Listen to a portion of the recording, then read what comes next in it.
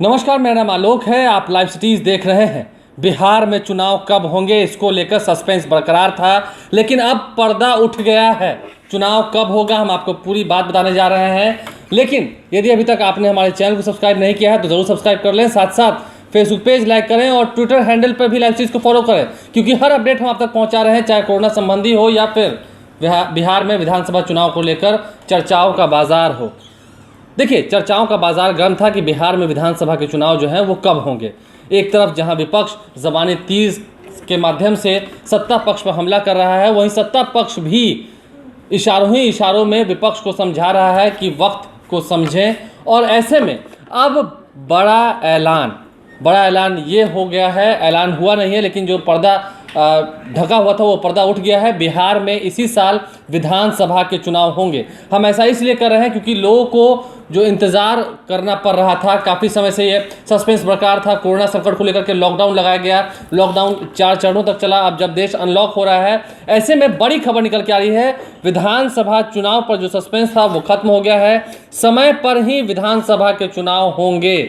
जो समय निर्धारित था पहले से, उसी वक्त चुनाव होंगे। हम ऐसा क्यों कह रहे हैं? क्योंकि आज ही मुख्य निर्वाचन पदाधिकारी ने बिहार के सभी ज़िलों के डीएम और एसपी से वीडियो कॉन्फ्रेंसिंग के माध्यम से बातचीत की है और ज़रूरी दिशा निर्देश दिए हैं और ये स्पष्ट कर दिया है कि इसी साल समय पर विधानसभा के चुनाव होने जा रहे हैं। देखिए, बहुत सारी बातें निकल के आई थी। बिहार के उप मुख्यमंत्री सुशील कुमार मोदी ने ये कहा था कि डिजिटल तकनीक का उपयोग कर सकता है चुनाव आयोग। हम ये नहीं कह रहे हैं कि चुनाव आयोग कौन सी तकनीक का उपयोग कर रहा है, क्या ईवीएम से ही चुनाव होंगे या फिर चुनाव की जो प्रक्रिया है वो बदली दिखेगी। हम इन सभी बातों पर चर्चा नहीं कर रहे हैं क्योंकि इन सभी चीज़ों के बारे में अभी स्पष्ट जानकारी नहीं दी गई है। लेकिन जानकारी जिस तरीके से हमें मिल रही है, आपको पता होगा विधानसभा चुनाव को लेकर के बाजार जो है वो गर्म थे, मतलब चर्चाओं का जो बाजार है वो काफ़ी गर्म था। बिहार में इसी साल विधानसभा का चुनाव अब होना है, ये स्पष्ट हो गया है।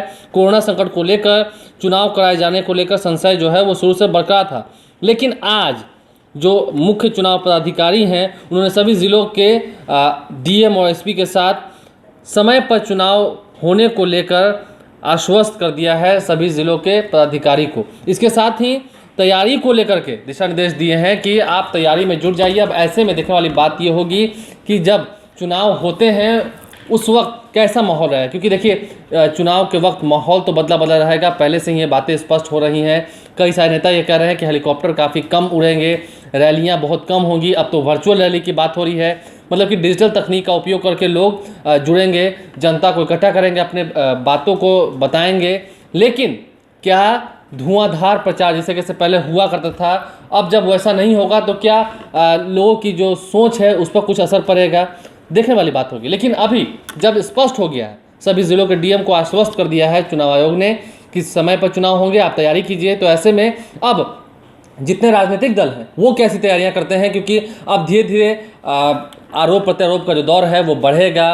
रोज़ प्रेस कॉन्फ्रेंस होंगे, हज़ारों की संख्या में प्रेस कॉन्फ्रेंस होंगे, आरोप मढ़े जाएंगे, उसके बाद फिर जवाब दिया जाएगा, अपने 5 साल की उपलब्धियों को गिनाया जाएगा, जनता के सामने रखा जाएगा। लेकिन जनता किन बातों पर ध्यान देगी?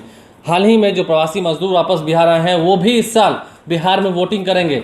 यदि वो जो ज़्यादातर की संख्या में लोग रुक रहे हैं, बहुत लोगों की खबरें आ रही हैं कि वो लोग वापस जा रहे हैं, लेकिन जो लोग ज़्यादातर रुक रहे हैं वो भी इस साल वोटिंग करेंगे, तो उन पर भी लोगों की नज़र रहेगी कि वो अपने मतों का प्रयोग किधर करते हैं। तो इन सभी चीज़ों को लेकर के ये साफ हो चला है कि बिहार में विधानसभा के चुनाव इसी साल होंगे और इसको लेकर के अब तैयारियां जो हैं वो शुरू हो जाएंगी।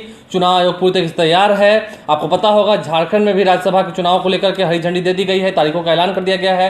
अब अगर हम 2015 के आंकड़ों का देखें, 2015 के तरफ मुड़कर देखें तो सितंबर के प्रथम सप्ताह में ही चुनाव आयोग ने घोषणा की थी, नोटिफिकेशन जारी कर दिए थे और उसके बाद चुनाव आचार संहिता लागू हो गई थी। तो कुछ उसी तरीके से इस साल भी उम्मीद है सितंबर में चुनाव आयोग डिक्लेयर करेगा, उसके बाद चुनाव की प्रक्रिया शुरू होगी, नॉमिनेशंस होंगे, उसके बाद तब वोटिंग होगी। तो ऐसे में बदले चुनाव के माहौल में अब लोग क्या करेंगे, लोगों का मत किस तरफ रहेगा, क्योंकि अब नेताओं के जो बयान है वो लोगों तक पहुँचेंगे, बयानों में थोड़ी गर्मी आएगी और वादे भी बहुत किए जाएंगे। आप लाइव स्ट्रीम देखते रहें, हमारे चैनल को सब्सक्राइब कर लें। तैयारियां जिलाधिकारियों ने शुरू कर दी है, एसपी ने शुरू कर दी है। क्या आपने सोचना शुरू किया है कि आपका मत किस तरफ जाएगा? हमारे चैनल को सब्सक्राइब कर लें, साथ साथ फेसबुक पेज भी लाइक करें। इसके अलावा ट्विटर हैंडल पर लाइव सीरीज को जरूर फॉलो करें। धन्यवाद।